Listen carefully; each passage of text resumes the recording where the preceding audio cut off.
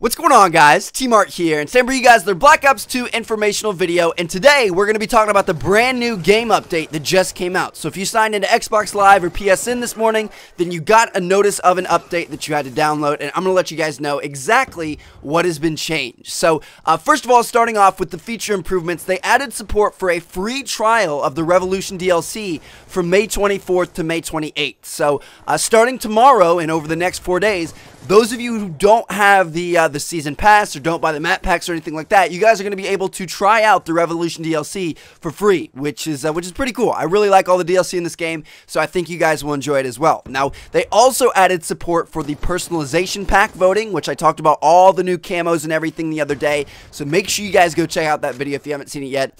I think I'm going to vote for Cyborg and for Dragon. I just, originally I really liked Comic Book, but after seeing the trailer yesterday, I feel like it looks a little bit too much like Graffiti. They're pretty similar, whereas Cyborg has that like glowing orange, which is absolutely epic, and then Dragon is pretty cool too with the scales and the the red skin and stuff like that. So that's pretty cool. Now they also added in and improved and expanded who can be the host of a lobby. That was another feature improvement they made. So maybe the connections will be a little bit better. We'll have to wait and see. I haven't been able to play it much to let you guys know the results of that. Now, in terms of multiplayer issues that were addressed, there were a few things, really only like one super important one, and I find it kind of funny because they patched the Death and War Machine ammo reset that happens at the end of a round. So, that tip video I put out like 2 or 3 weeks ago, they've already patched it. So, I don't know. That's kind of unfortunate, but it's whatever. They also fixed that C4 will no longer detonate when it touches the front of a gondola on downhill. That was one of the other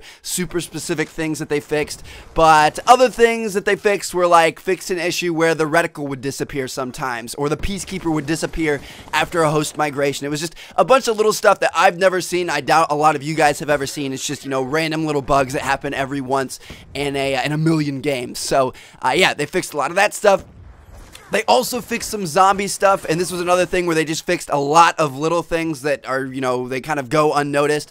They did fix the grief leaderboards because they were having update problems. They also fixed one issue on Die Rise with the zombies getting stuck in the starting room, so that's a good thing. And then finally, there are just a bunch of random little fixes that rarely happen in Mob of the Dead. So if you guys want to see the details of these minor fixes for zombies and for multiplayer, I'll link the Treyarch forum post down in the description where you guys can read all of the updates that they did. But anyway, moving on to the final and most important section of this, game balancing. What have they done to the weapons this time around? Well, this time it's all about the secondaries. They didn't mess with any of the primaries, which is, I don't know, I guess a good thing.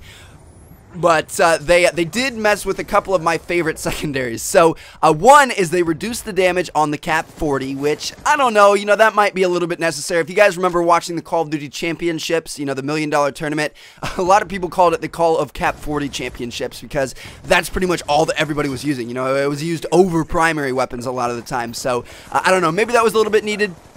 And then they also reduced the damage on the B23R and the B23R dual wield, which, I don't know, I never really thought the B23R was all that good. I thought it was just, I thought it was a solid weapon, but I didn't think it was overpowered at all. But they did reduce the damage on that as well as its dual wield, and they reduced the B23R dual wield hipfire accuracy. So those of you people who like to run double B23Rs as your secondary, you guys are kind of screwed. They really messed with you on that.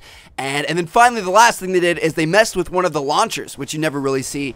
And the FHJ-18 launcher had its movement speed increase. So now when you're carrying that thing, you can sprint around a little bit faster. But I don't know, I don't really use launchers that much, so I can't really tell you how big of an effect this has had. So anyway, there you guys have it. Those are all the game updates for Black Ops 2 this morning. Hope you guys enjoyed the video. Check out one of the other two videos in the screen if you haven't seen them yet. Got a bunch of great videos coming soon. Thank you all for watching. Peace out.